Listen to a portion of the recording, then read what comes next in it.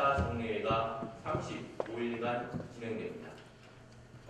이번 회기 중에는 2021년도 본 예산을 심의 의결할 예정입니다.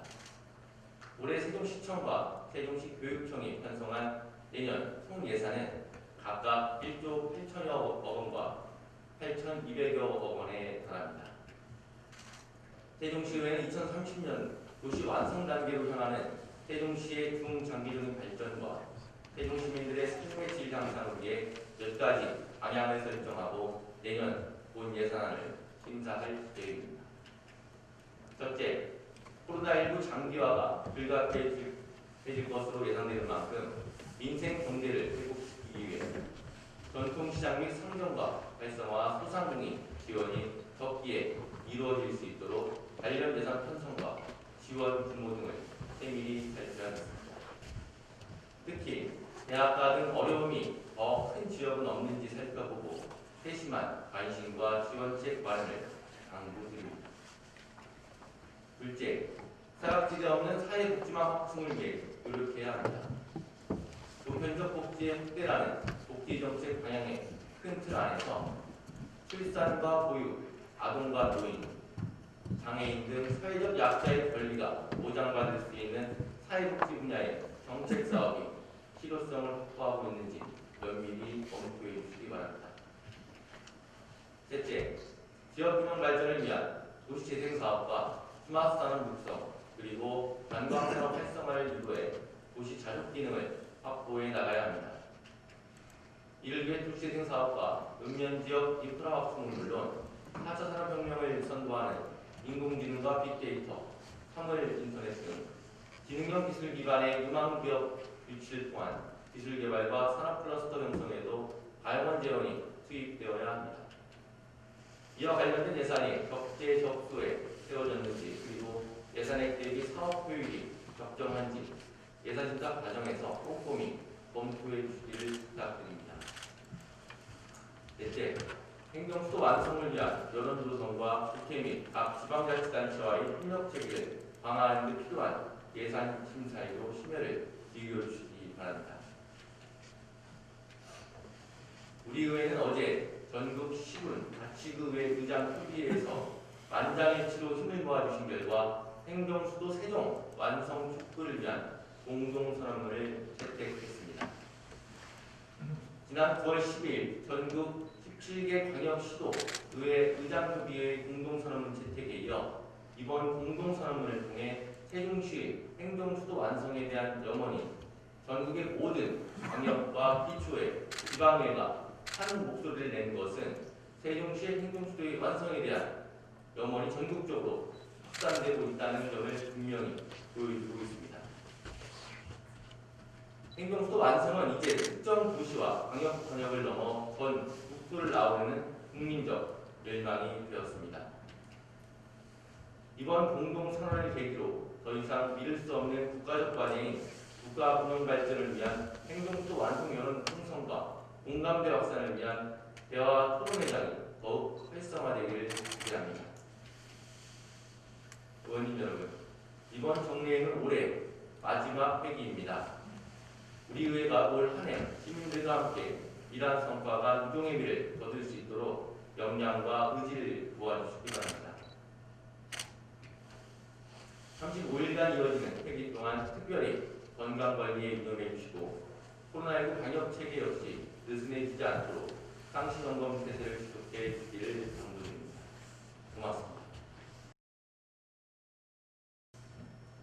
존경하고 사랑하는 35만 세종시민 여러분, 이태한 의장님과 선배 동료 의원님, 유순현 부시장님과 최기진 교육감님을 비롯한 관계 공무원 여러분, 안녕하십니까?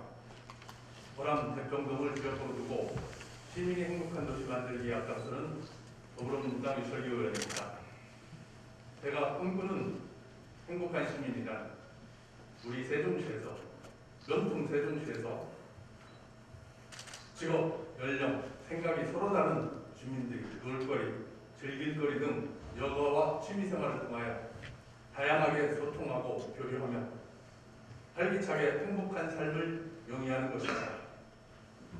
이런 생각을 실천하기 위해 저는 체육활동에 관심을 두고 지난 2019년에 세종시가 공공체육시설 마스터 플랜을 수립토록 조치하였고, 이를 위해 올해에는 실제 이들 공공체육시설을 설치할 기준을 마련하고 어떤 종목을 어디에 설치해야 하는지, 또한 이미 설치된 체육시설은 어떻게 운영하는 것이 가장 효율적인지에 대한 구체적인 대안을 제시하기 위하여 세종시의회 공공체육시설 설치 운영 활성화 연구 모임을 올 2월 시작하였습니다.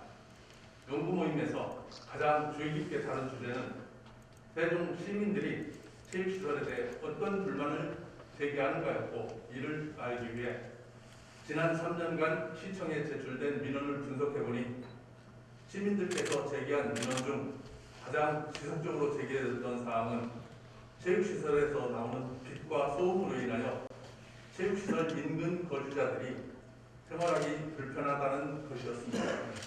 즉, 새벽부터 울리는 호루라기 소리, 공치는 소리, 운동하면서 내는 고성, 야간 조명으로 인한 눈부심 등이었고, 반대로 이용자들은 운영시간을 더 늘리고 더 쉽고 편리하게 이용할 수 있기를 희망하고 있습니다.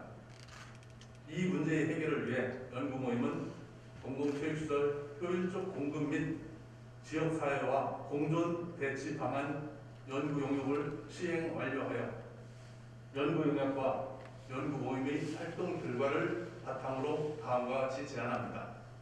첫째, 체육 종목별 공존 순위는 민원을 유발하는 타공, 환호성, 참가자 연령, 조명탑 높이, 주요 시간대 등 8개의 민원 유발 지수에 따라 파크 골프 등 실버 스포츠, 테니스, 농구, 풋살, 야구, 축구 순으로 민원 유발도가 낮은 종목으로 조사되었으므로 향후 모든 공공체육시설은 종목별 공존 순위를 고려하여 설치할 것을 제안합니다.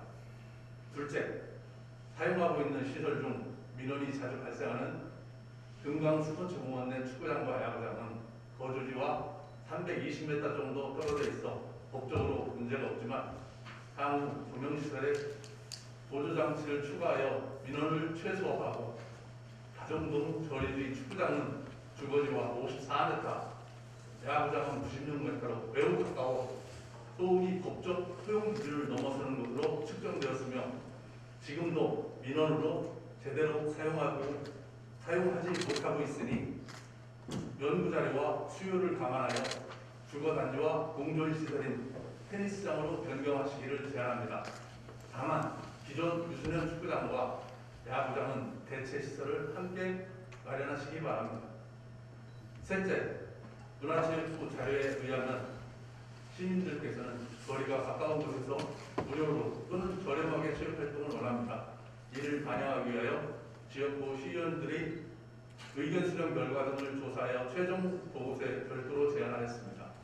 넷째, 현재 세종시는 총 132개의 체육시설이 있고 공공체육시설의 관리 비용이 상당하지만 실제 이용자는 그리 만족하지 않습니다.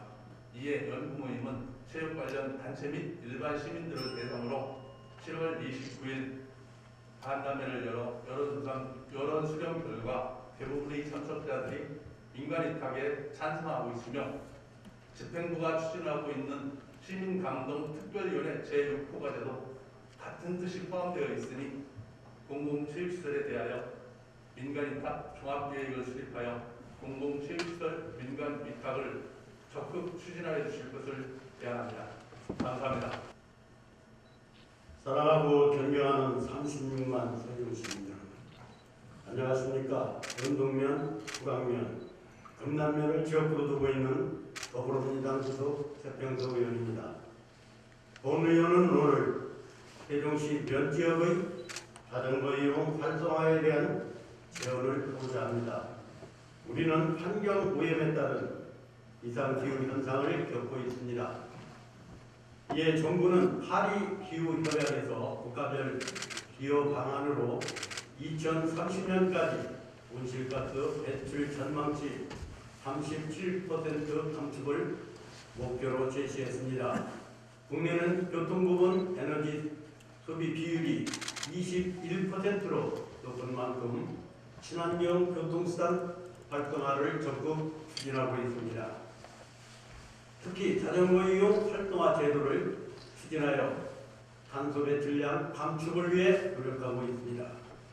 우리 시도 2011년부터 대중교통체계 구축 방안을 마련하여 2030년 자전거 수송 분담률 20%를 목표로 제시하였고 2014년에는 공영자전거 어울림을 시작했습니다. 2016년에는 자전거법에 근거한 자전거 이용 활동화 기본계획을 수립해 인프라를 구축해 나가고 있습니다. 그 결과 도시지역 면적 대비 자전거도로 비율 4.86%로 타 지자체에 비해 높은 것으로 나타났습니다. 공영 자전거 어울림도 현재 회원수가 약 10만 4천 명으로 15세 이상 동지역 인구수 대비 52%로 크게 증가했으며 대여소도 604개소나 설치되었습니다. 따라서 우리 시가 자전거 친화 도시로 성장하고 있음을 확인했습니다. 하지만 이는 동지역만 해당되는 현황입니다. 자전거 이용 활동화 계획의 공간적 범위는 읍면동을 포함한 세종시 전역입니다. 그러나 자전거 인프라 구축 현황을 살펴보면 면 지역은 제외되어 있습니다. 본 의원은 세종 시민들이 자전거 이용에 있어 지역별 격차가 발생하는 현 상황에 안타까움을 느끼고 있습니다. 면 지역에는 자전거 도로가 제대로 갖춰지지 않아 주민들이 자전거 이용 시 불편함이 있으며 어울림 대여소도 부재하여 동지역과의 공영자전거 이용 연계가 어렵습니다. 세종시가 목표로 하는 자전거 친화도시로 거듭나기 위해서는 계획과 실행이 일치해야 하며 면 지역까지 아우를 수 있어야 합니다. 이를 위해 본 의원은 다음 세 가지를 제안합니다. 첫째, 2022년부터 반영되는 세종시 자전거 이용 활동화 기본계획 수립 시 면 지역을 포함한 구체적인 계획안이 마련되어야 합니다. 면 지역 도로 현황 진단과 단계적 자전거 인프라 구축이 가능한 방안, 그리고 동지역과 면 지역 간의 자전거 이용 연계성이 강화되도록 해야 합니다. 둘째, 담당 부서의 인력 확충이 요구됩니다. 현재 교통과의 밀입 교통에서 자전거 사업을 담당하고 있으며 4명이 계획 수립, 관련 행사, 인프라 구축과 유지 보수를 맡고 있습니다. 우리 시는 아직 자전거 제도 시행의 초기 단계로 볼 수 있지만 추후 성장과 목표치를 고려해 볼 때 현 인력으로는 원활한 업무 추진에 무리가 있을 것으로 생각됩니다. 셋째, 우리 시는 예산 부족 등을 이유로 소극적인 자전거 제도를 시행하고 있습니다. 따라서 민관 협력 방안도 고려해 볼 것을 제안합니다. 우리 시와 기업이 상생할 수 있는 사업 추진으로 시민들은 자전거 이용이 편리해지고 참여 기업은 한 단계 더 성장하는 기회가 마련되도록 적극적인 협력이 필요합니다. 세종시청과 관계 공무원들 그리고 존경하는 우리 의원님들께 면 지역의 자전거 이용 활성화에 대해 공감해 주실 것을 당부드리면서 발언을 마무리하겠습니다. 끝까지 동참해 주셔서 감사합니다.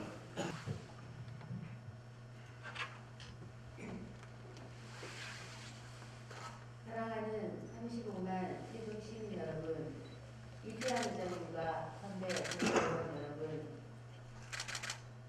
이춘희 시장님과 책임진 교육감님을 비롯한 관계 공무원 여러분, 안녕하십니까? 보호동을 지역구로 두고 있는 더불어민주당 소속 의원 손현욱입니다. 코로나19의 대유행으로 인류는 생명을 크게 위협받고 일상이 송두리째 바뀌어 세계 경제와 국제 질서에서 거대한 변화를 겪고 있습니다. 또한 코로나19가 장기화되면서 평범했던 일상생활의 산출로 인해 우리 모두가